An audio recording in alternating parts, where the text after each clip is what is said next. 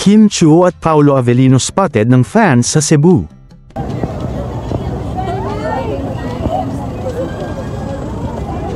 Gwapo ni Kim ay. Cute po Kim ay. Wala gwapo ka si Kim ay. Ay, nakuan. Bawal cellphone ay. Bawal cellphone. Hello po, ala charot. Si Paulo, ala!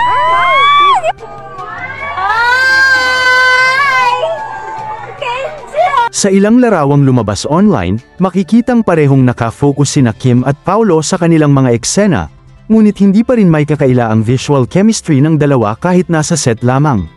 Bagong karakter ang pinapasok nila sa teleseryeng ito, mas intense, mas mature, at mas kakaiba kaysa sa mga dati nilang ginampanan. At kitang-kita ng ilang fans na nakasaksi kung gaano sila ka-dedicated sa trabaho.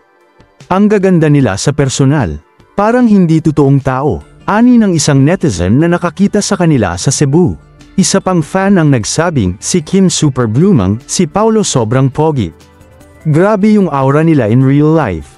Naging usap-usapan din sa social media ang paglabas ng mga behind-the-scenes photos, kung saan makikitang nakasuot ng casual outfit sina Kim at Paolo habang nasa paligid ng shooting location.